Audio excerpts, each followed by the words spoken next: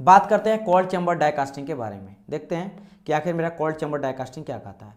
Cold chamber die casting जैसे नाम से ही पता चल रहा है कि सर जी हो ना हो, इसमें जो मेरा चेम्बर होगा ना वो मेरा बाहर कहीं होगा, क्योंकि जिस तरह आपने हॉट चैम्बर डाई कास्टिंग में बताया कि जो चेम्बर होता है जहाँ पर मोल्टन मेटल को गर्म किया जाता है वो मेरा अंदर ही था, लेकिन इसमें बाहर रहेगा। कंटेनर या कोई लेडल के थ्रू हम लोग मोल्टन मेटल डाके प्लंजर में रखेंगे, प्लंजर के थ्रू फोर्स अप्लाई करके केविटी में डालेंगे।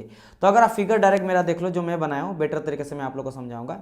देखो अगर आप इस फिगर को ध्यान से देखते हो तो आपको सब चीज़ जो है ना कॉमन लग रहा होगा। देखो एक मेरा MD मतलब मूवेबल डाया, एक मेरा FD मतलब फिक्स डाया है, ठीक है। अंदर में C4 केविटी है, दिस इज योर C4 क्या हो जाएगा मेरा केविटी हो जाएगा, ठीक है। मेरा केविटी है, ये मेरा पहला केविटी हो गया, C2 सेकंड केविटी हो गया। यहाँ कूलिंग करने के लिए भाई कूलिंग वगैरह प्रोवाइड करा गया ताकि डाई मेरा गर्म ना हो, ठीक है, ये भी चीज़ हो गया। ये मेरा फेरस मेटल का होता है। अच्छा डाई मेरा फेरस मेटल का, ये बहुत इंपॉर्टेंट है, मैं आपको आगे बताऊंगा क्योंकि यहाँ पे हम लोग अधिकतर जो यूज करते हैं ना, डोंट वरी, ये फेरस मेटल जो लिया गया ना इसका भी एक लॉजिक है। चलो आगे डिस्कस करते हैं पहले।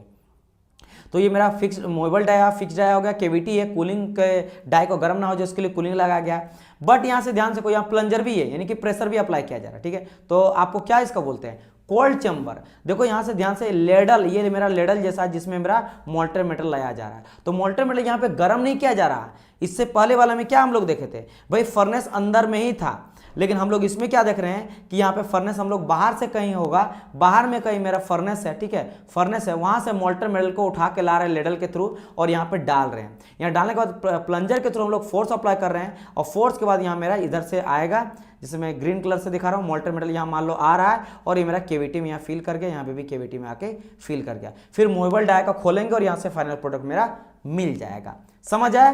तो ये मेरा होता है in cold chamber die casting. बस अंतर क्या समझे कि सर जी कोल्ड चैम्बर डाई कास्टिंग में जो मेरा मोल्टन मेटल होता है वो कहीं बाहर से लाते हैं। इट मीन्स इसमें जो मेरा कास्टिंग यूनिट के अंदर मेरा फर्नेस नहीं होता है, चैम्बर मेरा कास्टिंग यूनिट के अंदर नहीं होता है, इसलिए कहा जाता है कोल्ड चैम्बर डाई कास्टिंग। इसलिए क्या इसको बोला जाता है कोल्ड चैम्बर, इसको डाई कास्टिंग कहा जाता है। गॉट इन माई पॉइंट और नॉट? तो इस चीज को आप लोग को यहाँ पे ध्यान रखना है। तो this is your cold chamber die casting. अब इससे रिलेटेड चीजें थोड़ा जान लेते हैं।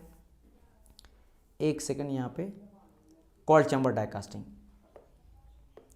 तो सबसे पहले क्या यहाँ पे हम लोग देखें कि कोल्ड चैम्बर डाई कास्टिंग जो होता है ना वो फर्नेस मेरा सेपरेट होता है डाई से अलग होता है। सेकंड चीज use to cast high metal. देखो यहाँ पे एक अंतर आ गया कि हम लोग इसको किस तरह का मटेरियल के लिए यूज किया जाता है, हाई जो मेल्टिंग पॉइंट होता है ना उसके लिए यहाँ पे यूज किया जाता है। जैसे एल्युमिनियम हो गया, कॉपर हो गया, ब्रास हो गया, ये सभी के लिए हाई मेल्टिंग पॉइंट। लेकिन अगर मैं बात करूँगा हॉट चैम्बर में, तो हॉट चैम्बर मैंने आपको बताया था कि इसमें हम लोग लो मेल्टिंग पॉइंट वाले मटेरियल के लिए यूज करते हैं। देखो यहाँ मैंने बताया था ना कि देखो ध्यान से, यहाँ मैंने बताया था लो मेल्टिंग पॉइंट मटेरियल, लेकिन यहाँ पे बात क्या कर रहा है, यहाँ पे बात हो रहा है कि यहाँ पे यूज किया जाता है हाई मेल्टिंग पॉइंट मटेरियल या फिर मेटल। रीजन क्यों है? क्योंकि यहाँ पे बाहर में गर्म किया जाता है तो कितना भी गर्म करो, वहां मेरा कास्टिंग यूनिट तो गर्म नहीं हो रहा। कास्टिंग यूनिट अगर गर्म होगा, जैसे ये मेरा कास्टिंग यूनिट है, this is my casting unit, ये अंदर करके इस तरह करके लॉक कर देंगे ना तो this is my casting unit. ये मैं ब्लैक कलर से दिखा देता हूँ, ठीक है। ये क्या हो गया मेरा कास्टिंग यूनिट हो गया, ये मेरा पूरा का पूरा जो लॉक बंद कर दे रहे हैं ये क्या हो गया, this is my casting unit. तो कास्टिंग यूनिट के अंदर मेरा चैम्बर नहीं है, फर्नेस नहीं है, तो मैं हाई मेल्टिंग पॉइंट को गर्म करके यहाँ पे डायरेक्ट ला के डाल सकता हूँ और आपका पोर कर सकता हूँ। इसीलिए हम लोग यहाँ पे हाई मेल्टिंग पॉइंट का यूज करते हैं। चलिए ये चीज़ क्लियर हो गया कि नहीं, इसको मैं अंडरलाइन कर देता हूँ ये यहाँ पे। ओके आगे डिस्कस करते हैं। थर्ड पॉइंट क्या करा, जो आपका ferrous metal can not be cast. अच्छा ये बहुत इंपॉर्टेंट है कि भाई फेरस मेटल का यूज क्यों नहीं करते। मतलब आपको अगर हॉट चैम्बर या कोल्ड चैम्बर से कास्टिंग करना है किसी प्रोडक्ट का तो आप फेरस मेटल का यूज नहीं कर सकते हैं। देखो ferrous metal can not be cast, reason मैं बता रहा हूँ, जो डाई होता है ना वो फेरस मेटल का ही बना रहता है।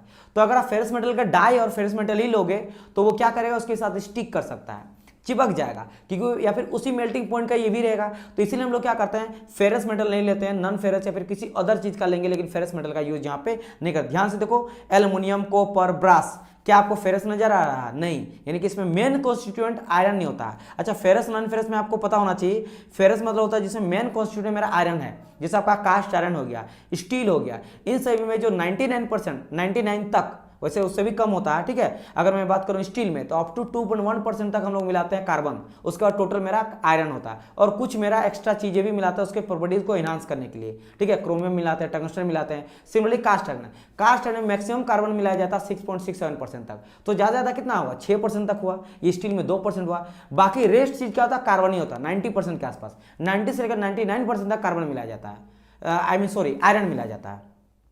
स्टील का अगर मैं बात करूंगा, चाहे मैं स्टील का बात करूंगा, ठीक है, तो इसमें क्या होता है, steel is an alloy of iron and carbon. क्या होता है इसमें, आयरन एंड कार्बन होता है। तो कार्बन मेरा 92% से लेकर 99% तक मेरा आयरन ही होता है, रेस्ट मेरा कार्बन होता है। स्टील में 2% तक होता है। अगर मैं कास्ट आयरन का बात करूँ तो मेरा 6.61 मैक्सिमम, इतना परसेंट मैक्सिमम मिलाया जाता है, और ये भी मैक्सी है।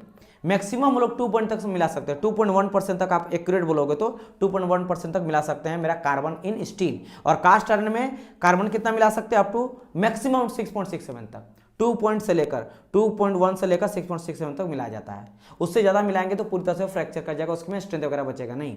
तो मैं कहने का मतलब क्या है कि स्टील रहे या कास्ट आयरन रहे, आपने क्या देखा, स्टील रहे या कास्ट आयरन रहे, मेन कॉन्स्टिट्यूएंट मेरा क्या है, आयरन है, लोहा है, तो इसको हम लोग बोलेंगे फेरस मेटल या फिर फेरस एलॉय। लेकिन अगर मैं बात करूंगा नॉन फेरस, तो नॉन फेरस देख लो एल्युमिनियम, कॉपर, ब्रास, इन सभी मेरा जो आयरन है ना मेन कॉन्स्टिट्यूएंट नहीं होता है।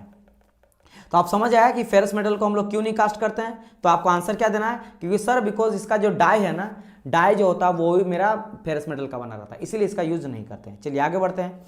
हाई रेट ऑफ प्रोडक्शन, जिस तरह आप लोग को हॉट चैम्बर मिला था इसमें भी मिलता है। तो contact line of the liquid metal inside the chamber will be less. भाई ऑब्वियसली बात है, कॉन्टैक्ट लाइन का बात करा गया कि भाई मतलब देखो क्या होता है कि जल्दी कूल हो जाता है ना, ये जल्दी मेरा कूल होता है क्योंकि अंदर मेरा फर्नेस है नहीं, तो जल्दी मेरा ठंडा कर देता है। Generally use for the small casting only, तो जनरली हम लोग छोटे कास्टिंग करने के लिए इसका हम लोग यूज करते हैं। समझ आया कि नहीं, चलिए ये चीज मेरा हो गया। तो कोल्ड चैम्बर यहाँ से आप लोग समझ गए होंगे, ठीक है। तो